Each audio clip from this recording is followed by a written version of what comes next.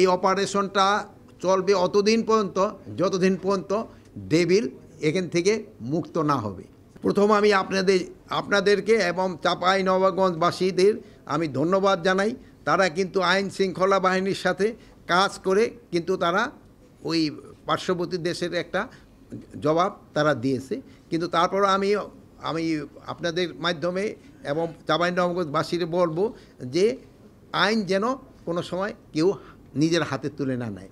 এটার জন্য বাহিনী যারা আছে তারাই ব্যবস্থাটা নেবে, বাট ওই সময় তারা একটা ভালো কাজই করছে। এই জন্য যেন নির্দোষী যেন কোনো অবস্থায় শাস্তি না পায়, এই জন্য যত ধরনের ব্যবস্থা আমরা কিন্তু নিচ্ছি। আমরা শুধু এই থানার ইসেদের উপরে আমরা কিন্তু ছাড়ি নেই। এই যে আমাদের ইভেন এই যে আইজি সাহেব এখানে আছেন, ওনার ওখানে কিন্তু একটা কমিটি করে দেওয়া হয়েছে। এখন ওখানে একজন এসপি থাকবেন এবং একজন ডিসি থাকবেন এবং একজন লিগ্যাল এইড অফিসার থাকবেন, তারা দেখবে। এরপরেও কিন্তু আমাদের আর একটা কমিটি উপরের লেভেলে আছে, যেন কোনো নির্দোষ ব্যক্তি যেন কোনো অবস্থায় সাজা না পায়। এটার জন্য আপনাদের কাছে আমি আরও একটু অনুরোধ করবো, এই যে যারা কেস করছে, যে কী বলে মিথ্যা কেস করছে, এগুলি ক্ষেত্রে আমাদের আইন শৃঙ্খলা বাহিনী আমাদের আইনের ভিতরে যতটা করা যায় আপনারা তাদের এগেইনস্টে অ্যাকশন নেওয়া দরকার। এখন হলো ডেভিল শব্দটার অর্থ তো জানেন, শয়তান। এখন যারা শয়তান তারাই ধরা পড়বে। এখন ছোটো শয়তান কি বড় শয়তান এখানের ভিতরে নাই, শয়তান ধরা পড়বে। ডেভিল হান্টে যে বড় শয়তান যে ইভেন এখানে দেখবেন ডেভিল হান্ট ডিক্লেয়ার করার পরে ইভেন আমাদের আইন শৃঙ্খলা বাহিনীর কর্মকর্তাদেরও কিন্তু আমরা ছাড় দিই নেই। আপনারা দেখছেন প্রথম দিনই কিন্তু 4 জন না 5 জন তাদের কিন্তু আইনের আওতায় নেওয়া হয়েছে। এই ক্ষেত্রে বড় ছোট কোনো ভেদাভেদ নাই, যে আসবে এই জালে সে ধরা পড়বে।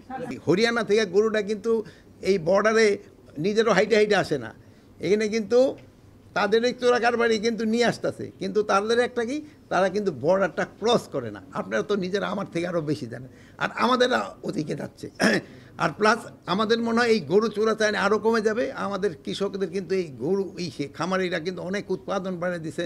দেখেন আমাদের ইসের সময়, কোরবানির সময় এখন কিন্তু বাইরের দিকে তাকাইতে হয় না। হয়তো এক সময় আসবে যে আমাদের হয়তো ওই দিকের গরুর কোনো প্রয়োজনই হবে না। এটা ক্ষেত্রে আপনারা জানেন যে একটা 6 মাসের একটা সময় দিছে না, ওটার ইনভেস্টিগেশন চলতেছে, চেষ্টা করা হচ্ছে যেন একটা অজ্ঞাত না। আমাদের এই রমজানটা যদিও মুসলমানদেরই, অন্যান্য ধর্মে দেখবেন যে যেই সময় তাদের ধর্মীয় কোনো উৎসব থাকে সেই সময় কিন্তু জিনিসপত্রের দাম তারা কমায় দেয়, বাট আমাদের সময় দেখবে যে রমজানের সময় হলে তারা এটা দাম বাড়িয়ে দেয়। এখন এইটা কি তারা এটা দাম বাড়ানোটা কি তারা সওয়াব হিসাবে নেয় কিনা আমি জানি না, কিন্তু এটা কিন্তু দাম বাড়ানো কিন্তু এটা সওয়াবের ভিতরে পড়ে না। এই যে মানুষকে যে ভোগান্তি করতেছে, এই জন্য কিন্তু তারা শুধু জনগণের কাছে না, হয়তো উপর আল্লাহর কাছেও কিন্তু তারা দায়ী হবে। এই জন্য আপনারা প্রচার করবেন যে রমজানের সময় জিনিসপত্রের দাম যেন সহনীয় পর্যায়ে থাকে, যেন সবাই চেষ্টা করে। এই জন্য কিন্তু আপনারা একটা মুখ্য ভূমিকা পালন করতে পারেন। এখানে কোথাও কোনো রকমের সমস্যা বা হলে আপনারা যদি আগে জানায় দেন, এই আমাদের এখানে যারা আছেন সরকারি কর্মচারী তারা কিন্তু প্রপার অ্যাকশনটা নিতে পারবে। তার আমি আশা করছি যে এবার জিনিসপত্রের দাম সহনীয় পর্যায়ে থাকবে, যেহেতু আমাদের ইম্পোর্ট খুবই ভালো। যে ডাল, যেটা আমরা বুট বলি বা ছোলা বলি, তারপরে আমার এই খেজুর, এগুলি কিন্তু সরবরাহ খুবই ভালো, আর তেলটাও আমার কোনো সমস্যা হবে না।